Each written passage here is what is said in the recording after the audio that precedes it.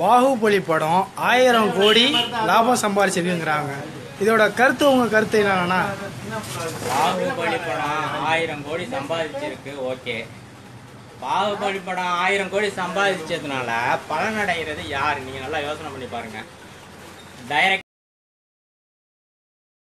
அல்லது ஒரு விவசாயி எவனாவது பலன் அடைஞ்சானா? ரசிகருங்கிற பேர்ல உள்ள மூடத்தனமான கூட்டம் இருக்கு பாரு, அந்த கூட்டத்துடைய காசை வச்சு இவங்கெல்லாம் வளர்ச்சி அடைகிறான். அதனால இதுவெல்லாம் ஒரு மோசமான விளைவுகளை ஏற்படுத்தக்கூடிய ஒரு விஷயம். நம்ம நாட்டு மக்கள் இந்த விஷயத்த நல்லா உணரணும்.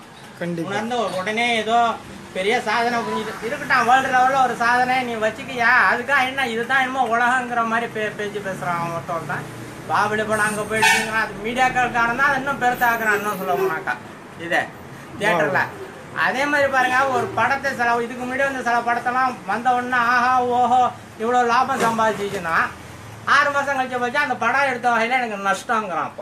அப்ப இவன் எவ்வளவு தில்லுமுள்ள இதுல செய்யறானுவா.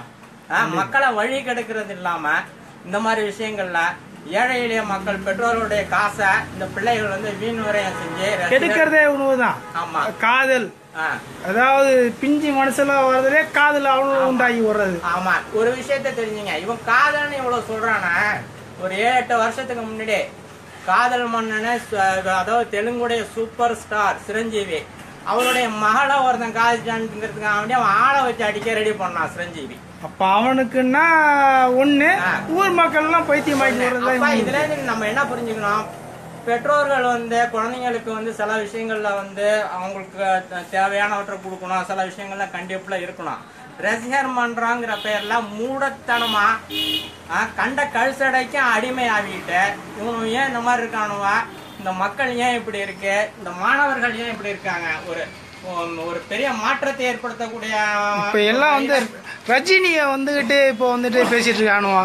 அதாவது அவரு தான் இப்ப முதலமைச்சர் ஆகணுங்கிற மாதிரி அவனுக்கு கூட்டம் பேசிட்டு இருக்கு. அவர் தமிழ்நாட்டுக்காக என்ன பண்ணிருக்காரு? அவரு என்ன சொல்றது, புலி வருதுக்காக தான் அவருடைய கதை, ரஜினிகாந்தோடைய கதை. அவர் என்ன செஞ்சாரு, அவர் என்ன செஞ்சாரு, ஒரு விஷயத்த நான் சொல்றேன் கேட்டுங்க. 5-6 வருஷத்துக்கு முன்னாடி ஏதோ ஒரு பெரிய இது நடத்தினாரு அவருடைய ஏரியாவில், ஒரு பொருட்காட்சி மாதிரி. ஒரு 50 ரூபா மதிப்பு உள்ள கிடையாதுல அவர் படத்தை போட்டு ரசிகனுக்கு 300 ரூபாய்க்கு வித்தாரு. இப்ப போட்டோ எடுக்கிறதுக்கு 5000 ரூபாய், போட்டோ எடுக்கிறதுக்கு 5000 ரூபாய். அதப்பா ஊனமுற்றவர்கள் போய் அதுல கலந்துக்கிறாங்களா, அவனுக்கு கூட ஒரு எந்திரிச்சு ஒரு மரியாதை செலுத்த தெரியாத ஒரு நிலைமையில இருக்காருன்னு சொன்னாக்கா நீங்க புரிஞ்சுங்க.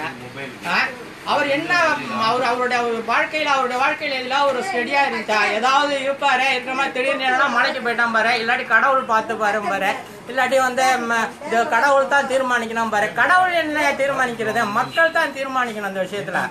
அதனால அவருடைய கொள்கைகள் அவருடைய பேச்செல்லாம் கண்மூடித்தனமா பின்பற்றக்கூடிய நபர்களுக்கு தான் அவர் இதா இருக்க முடியுமே தவிர நல்லா சிந்தனை பண்ணி செயல்படக்கூடியவங்களுக்குலாம் இது நிச்சயமா ஒவ்வாத விஷயம்.